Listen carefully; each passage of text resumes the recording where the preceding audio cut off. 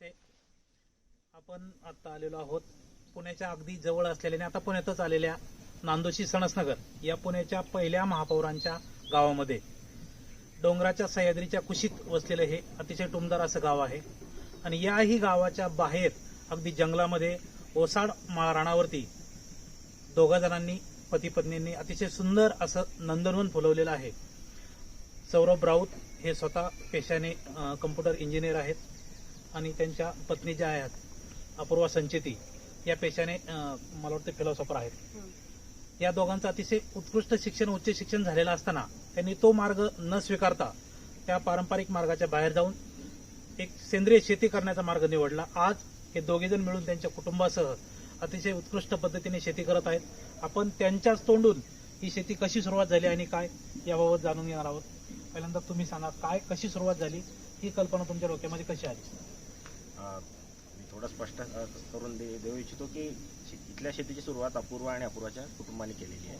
माझी स्वतःची जर यात्रा बघितली तर मी इंजिनिअरिंगला असताना मला माझ्या मनात हा निष्कर्ष आला होता की मला जॉब करायचा नाही आहे, कॉर्पोरेट जीवन पद्धती नको आहे. त्या अर्थाने मी हे ठरवलं होतं की मला शेतीशी आधारितच जगायचं आहे आणि माझ्या गावात जाऊन राहायचं किंवा ग्रामीण जीवनशैलीमध्ये जगण्यात मला रस होता. त्यानिमित्ताने माझी आणि अपूर्वाची भेट झाली आणि तिथनं पुढे यांचा जो किती साली तुमची भेट झाली? 2011. 2011ला तुमची भेट झाली. तुम्ही लग्नाचा निर्णय कधी घेतला? 2016. 2016 बरोबर. की तुम्ही शेती अगोदरच सुरुवात केलेली आहे इथे करण्याची? हो. काय कशी कल्पना होती तुमची? मुख्यतः मी पुण्यात वाढलेली आहे आणि माझे आई बाबा पुण्यातच, माझे बाबा चार्टर्ड अकाउंटंट आहेत आणि आई शिक्षण क्षेत्रात मुलांबरोबर बरेच वर्ष झाली काम करते. सामाजिक काम पण आहे तिथं, म्हणजे त्याच्यात पण बऱ्यापैकी सक्रिय आहे. आणि या सगळ्या आमच्या वाढीच्या काळातच घरात नेहमी चर्चा असायची की पर्यावरणाचे प्रश्न आहेत, सामाजिक प्रश्न आहेत आणि त्या सगळ्याला आपण कुठे ना कुठे जबाबदार आहोत. म्हणजे आपण पण या सगळ्याचा भाग आहोत आणि ह्याला उत्तर शोधायचं जबाबदारी पण आपल्या सगळ्यांची आहे. अशा पद्धतीच्या चर्चा लहानपणापासून होत असल्यामुळे मला वाटतं मी आणि माझी मोठी बहीण आदिती आमच्यामध्ये सतत हे रुजत गेलं की आपण जे काय शिक्षण घेतोय हे कुठे ना कुठे समाजासाठी किंवा पर्यावरणासाठी कुठे ना कुठे ते अर्पित झालं पाहिजे, ना की फक्त पैसे कमवणं किंवा असं खूप मोठा बंगला आणि गाडी वगैरे हे कधी आमचं स्वप्न नव्हतं. तर असं वाटायचं की काहीतरी आपण सार्थक, काहीतरी ज्याच्यामधनं काहीतरी अर्थ निघेल, अर्थपूर्ण जगता आलं पाहिजे.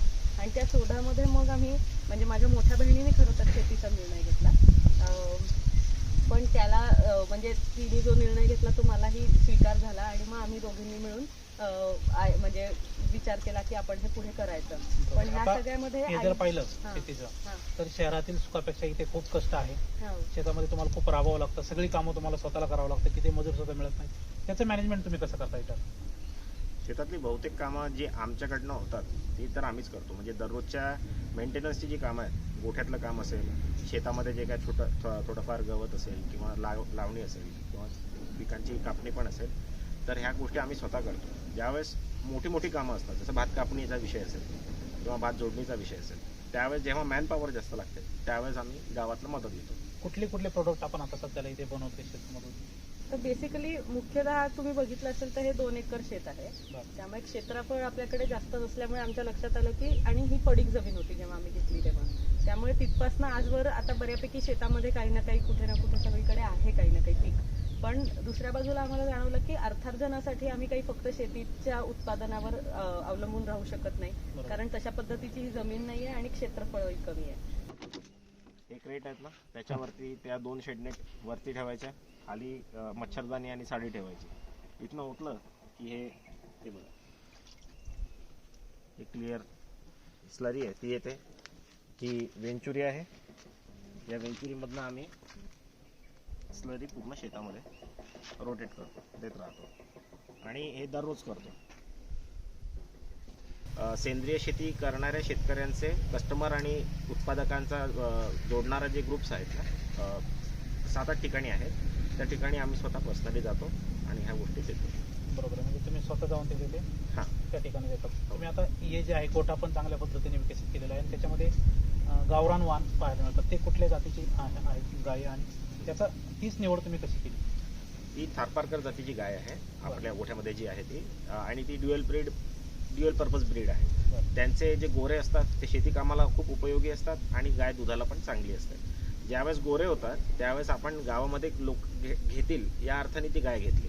बरेचदा काय होतं, जर साहिवाल किंवा गीर गाय असेल त्यांची गोरी शेताला तेवढी उपयोगी पडत नाही. बरोबर. या गाईच्या गोऱ्यांचा रंग पांढरा असतो आणि शेताला खूप चांगलं काम करतात, त्यामुळे शेतकरी घ्यायला प्रिफर करतात. बरोबर. आणि दुसरं मला वाटतं की ती आहे राजस्थानची ब्रीड, त्यामुळे कोरड्या वातावरणात जास्त उन्हात कमी पाण्यात पण ती चांगली चांगल्या चौकी प्रकाराने जगू त्या शकते. अर्थाने पण आम्ही ती इथे निवडली. बरोबर आहे. आता हा जो परिसर दिसतोय हा मुख्यत्वे जंगलाचा, म्हणजे अगदी फॉरेस्टच लागून आहे. अगदी खूप जंगलाचा आहे आणि अगदी तो किरकोटवाडीचा भाग असेल, खडकवासल्याचा भाग असेल, या भागामध्ये बिबट्या आल्याच्या अफवा किंवा काही अनेक वेळा ऐकायला येतं.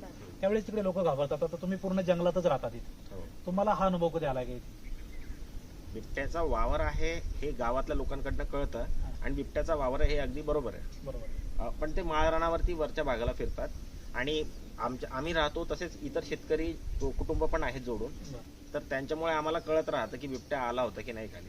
बाकी जंगली प्राण्यांचा बऱ्यापैकी वावर आहे शेतात, हा. म्हणजे साप त्रास नाही असेल, कधी. हा. हा आहे ना. तरच म्हणजे आता जवळजवळ आमच्याकडे 5-6 कुत्री तरसानी घेऊन गेले आहेत, खाल्ली आहेत, असं काही ना काही प्रकारे होत राहतं. पण ओव्हरऑल बघितलं तर एकतर कुंपण केलेलं आहे घराभोवती, त्यामुळे थोडंसं रात्रीच्या वेळेला सुरक्षित राहतं. आणि दुसरं म्हणजे आम्हाला स्वतःला पण अशी खूप जंगली प्राण्यांची भीती किंवा असं नाहीये. बरोबर. आता मला एक विचारायचं की जो खानदानी शेतकरी असतो तो जमिनीशी तिथे वाढलेला असतो, त्याला ते जुळून घेणं सहज शक्य होतं, तो त्याच्यात पटकन मिळवून घेतो. आता तुम्ही चांगलं शिक्षण घेतलं, तुमचं बरंच सुरुवातीचं आयुष्य शिक्षणात गेलं, त्याच्यानंतर तुम्ही शेतीकडे डायव्हर्ट झाला, ते जुळवून घेताना तुम्हाला काय अडचणी आल्या सुरुवातीला? हा, अडचणी अशा येतात की माती सोबत जगताना, कारण शहरात वाढलोय हा. पण कुठेतरी मुळात पुन्हा आपल्या शेतीशी निगडीतच आहेत, आजोबा शेतीच करायचंय. बरोबर. पण काम करताना जो ऍक्सेप्टन्स लागतो, शरीरावरती जो ताण द्यायला लागतो, त्याला वेळ लागतो. मला तुम्हाला विचारायचं, शरीराचं कष्ट खूप आहे, तुम्ही सहन म्हणजे कसं करता, कसं ऍडजस्ट करता? मला तर वाटतं की ऍक्च्युली ती तयारी माझ्या घरनं लहानपणापासून बऱ्यापैकी झाली, कारण ते की आम्हाला भरपूर गोष्टी आईबाबांनी करायला दिल्या, आईने स्पेशली खूप ठिकाणी एक्सपोजर दिलं आणि त्याच्यामुळे जसा आम्ही निर्णय घेतला तो निर्णय आमचा होता, कोणी तो लादलेला नव्हता. बरोबर. त्यामुळे आम्ही आपोआपच त्याच्यासाठी तयारी करायला लागलो आणि आम्ही जवळजवळ बरेच सुरुवातीचे 3 वर्ष तरी आम्ही कोणत्याच प्रकारचा जेसीबी, ट्रॅक्टर, डंपर, कुठलंही मोठं अवजार किंवा साधन आम्ही वापरलं नव्हतं जमीन तयार करायला. तर आम्ही बऱ्यापैकी स्वतः, आणि फक्त मी आणि माझी बहीण नाही, तर आमचे आई बाबा म्हणजे स्पेशली आई आणि मित्रमैत्रिणी पण ह्याच्यात जसं जमेल तसं येऊन जाऊन असायचे आणि त्यातनं हळूहळू आम्हाला कष्टाची चांगली सवय लागली. म्हणजे शरीराला तयार करणं शेतीसाठी ह्याच्यासाठी आम्ही एक चांगला वेळ घेऊ शकलो, कारण आई बाबा सपोर्ट करत होते या सगळ्यामध्ये. आणि तो वेळ घेतल्यानंतर हळूहळू मग तुम्ही आता मी बघितलंच असेल की मातीचं घर आम्ही स्वतः बांधलं, ती विहीर खणण्याचं काम पण आम्ही स्वतः केलंय. म्हणजे क्रेन मशीन माझ्या मोठ्या बहिणीने चालवली, खाली ब्लास्टिंग झाल्यानंतर दगड उचलून क्रेनमध्ये टाकणं ह्याचं काम मी आणि बाकी गावातनं येणाऱ्या लोकांनी सोबत केलंय. त्यामुळे आम्ही ह्या सगळ्याचं मला असं वाटतं की आमची कष्टाची चांगली तयारी झाली. आणि अगदी म्हणजे असं म्हटलं की जर एखादा मजूर जो 9 ते 6 जे काम करू शकतो तेवढी तयारी, आता तेवढा कॉन्फिडन्स आहे की आपण तेवढं काम नक्कीच करू. मला बॉटल गॉड जे नाव पडलं तेच मुळात या आकारामुळे पडलेलं आहे. याचा जो आकार दिसतोय तो ऍक्च्युली बॉटलचा आकार आहे आणि हा प्युअर देशी भोपळा आहे. हा तनपुऱ्यामध्ये वापरतात, त्याशिवाय खायला सुद्धा हा खूप चवदार असतो, गोड चव असते याची एकदम. आता मला याच्यातून अजून विचारायचं तुम्हाला की यात सेंद्रिय शेतीत भविष्य आहे हे तर सगळ्यांनी मान्य केले की कोरोनामध्ये पाहिलं की एकमेव असा व्यवसाय होता की तो कोरोनामध्ये तगदूर होणार, तो होता शेती. म्हणजे शेतीला भविष्य आहे. तुम्ही शेतीकडे कोणत्या दृष्टीने बघता? शेतीला जीवनशैलीच्या अर्थानेच बघतो. म्हणजे तुम्ही म्हटलं तसं व्यवसायाचा एक भाग आहे. त्याच्यामुळे जर चांगलं सुदृढ अन्न आपण उगवू शकलो, पिकवू शकलो, तर आपली शरीर आणि मन सुद्धा त्याच्यामुळे स्वस्थ राहतील. त्याच्याशिवाय मुलाला लहानाचं मोठं करताना शेतीचं जर वातावरण असेल तर निसर्गाशी जोडलेली जी मूलभूत प्रक्रिया आहे, अन्न कसं उगवतं, गाय कशी दूध देते किंवा गायचा आपल्या शेतीमध्ये आणि जीवनामध्ये किती आवश्यक सहभाग असतो, ते लहान मुलाला बघायला मिळतं आणि ते मला आवश्यक वाटतं. भविष्यात तुमचा अजून काय विचार आहे का याच्यामध्ये की शेती पूरक उद्योग वाढवायचे की शेतीच वाढवायची, अजून शेती दुसरीकडे पुढे करायची, काय तुमचं धोरण ठरलेलं आहे, काय विचार आहे बाबा? मला तर असं वाटतं की आमचा आता जो विचार होतोय तो ह्या प्रकारे जास्त आहे की म्हणजे शेती वाढवायची तर इच्छा नाहीये, कारण आम्ही स्वतः करू इच्छितो, करून घेऊ नाही इच्छित असं. त्या अर्थाने ही 2 एकर आम्हाला पुरेशी वाटते. आता ह्याच्यामध्ये 2-3 गोष्टी आहेत. एक तर जितकं आम्ही क्रॉप डायव्हर्सिटी किती वाढवू शकतो ह्याच्यावर आम्हाला काम करायची इच्छा आहे. शेतीला धरून जर बघितलं तर, उत्पादनांना धरून बघितलं तर जर एखादी गोष्ट आता जसं नारळ लावलेत, नारळ यायला लागले तर कदाचित काही उत्पादनं आम्ही वाढवू किंवा लिंबू यायला लागले तर मग उत्पादनं वाढवू. त्या अर्थाने आम्ही जे आपल्या शेतात येतंय त्याला कसं आपण शेल्फ लाईफ त्याची वाढवू शकतो ह्यासाठी नक्कीच काम करू. आणि तिसरी गोष्ट जी मला वाटतं सगळ्यात महत्त्वाची, जी आमच्या दोघांच्याही मनात किंवा आम्हाला सगळ्यांच्या मनात आता आहे, ती म्हणजे की आता मुलांसाठी ही जागा कशी शैक्षणिक दृष्ट्या आपण कशी ती वापरू शकतो ह्याच्यासाठी आम्ही नक्कीच आता विचार करतोय. माझा स्वतःचा आमचा मुलगा पण 3 वर्षाचा आता आहे, तर कुठे ना कुठे वाटतं आणि मी बघितलंय की पालकांना हवंय की मुलांना असं एक्सपोजर देता येईल. आणि पुण्याजवळची ही जागा आहे, तर तिथे आपण जर छोट्या छोट्या प्रक्रिया मुलांना दाखवू शकलो आणि त्यातनं गणित विज्ञान ह्या गोष्टी जर त्यातल्या छोट्या कॉन्सेप्ट जर आपण बरोबर. त्यांना दाखवू शकलो तर त्यासाठी नक्कीच आमची काम करायची इच्छा आहे. वा, छान.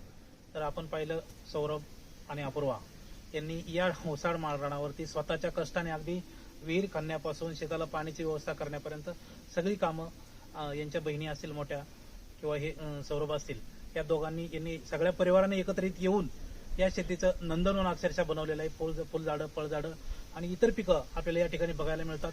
शेतीच्या दृष्टीने आणि त्याचा व्यवहारात कसा उपयोग करता येईल याचं विजन ठेवून हे दोघं जण काम करत आहेत. यांच्या प्रयत्नांना यापुढेही यश यावं हीच आपली सर्वांची इच्छा आहे. Nilesh Borde, the investigation express, Sanasnagar, Pune.